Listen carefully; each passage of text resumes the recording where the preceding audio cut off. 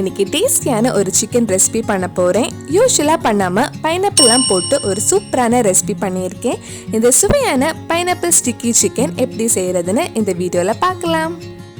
First chicken வேக வைக்கிறதுக்கு ஒரு கடாயில கொஞ்சமா எண்ணெய் ஆட் பண்ணியிருக்கேன். எண்ணெய் சூடானதும் இதுல 1/4 கிலோ சிக்கன் போட்டு வேக வைக்கலாம். இது கூட 1/4 டீஸ்பூன் இஞ்சி பூண்டு பேஸ்ட், தேவையான அளவு உப்பு, 1 டீஸ்பூன் நல்ல மிளகு பொடி ஆட் பண்ணி ஒரு 2 நிமிஷம் வதக்குனதுக்கு அப்புறம் சிக்கனை வேக வச்சுக்கோங்க.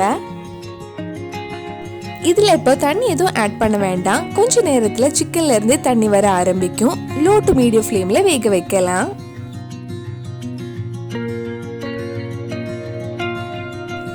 இப்போ சிக்கன் பாதி வெந்திருக்கு. இனி இதை எடுத்து இன்னொரு பிளேட்டுக்கு மாத்திட்டு இதுல கொஞ்சம் பைனாப்பிள் கிரேவி எல்லாம் ரெடி பண்ணதுக்கு அப்புறம் மறுபடியும் சிக்கன் இதுல ஆட் பண்ணி நம்ம வேக வைக்கலாம். இப்ப அதே கடாயில 1 டீஸ்பூன் சின்னதா கட் பண்ண பூண்டு சேர்த்து ஒரு 2 நிமிஷம் வதக்கிக்கோங்க. இப்ப இதுல 1/2 கப் சின்னதா கட் பண்ண பைனாப்பிள் ஆட் பண்ணியிருக்கேன். இது கூட 1 teaspoon soya sauce, 2 teaspoon red chilli sauce add பண்ணலாம். இது ஒரு 2 நிமிஷம் வதக்குனதுக்கு அப்புறம் நம்ம தண்ணி ஊத்தி பைனாப்பிளை வேக வைக்கலாம்.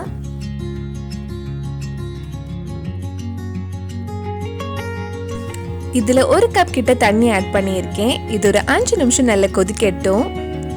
நம்ம சேனல்ல இதுக்கு முன்னாடி பண்ண குக்கு கோமாளி ரெசிபி, சிக்கன் ரெசிபிஸ் உங்களுக்கு பார்க்கணும்னா அதோட லிங்க் கீழே டிஸ்கிரிப்ஷன்ல இருக்கு. அந்த ரெசிபிஸும் போய் பாருங்க.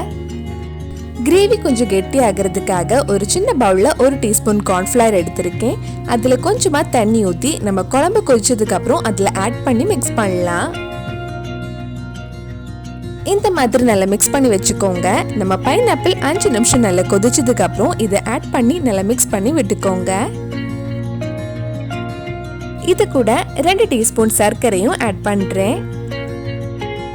இது மறுபடியும் லோ ஃப்ளேம்ல ஒரு 5 நிமிஷம் கிட்ட நல்லா கொதிக்கட்டும்.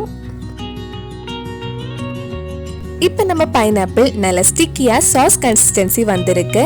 இனி இதுல நம்ம பாதி வேக வச்ச சிக்கன் போட்டு மிக்ஸ் பண்ணதுக்கு அப்புறம் சிக்கனை ஃபுல்லா வேக வச்சிடலாம். லோ டு மீடியம் ஃப்ளேம்லயே மூடி வச்சு வேக வச்சுக்கோங்க.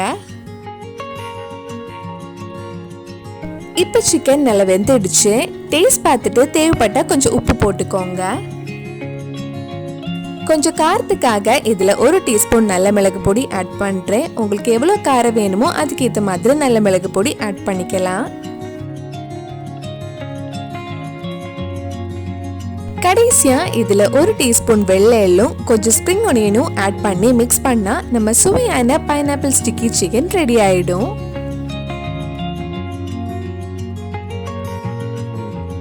நம்ம ரெடி பண்ண பைனாப்பிள் ஸ்டிக்கி சிக்கன் சர்வ் பண்றதுக்காக ஒரு பைனாப்பிள் இந்த மாதிரி கட் பண்ணி வச்சிருக்கேன்.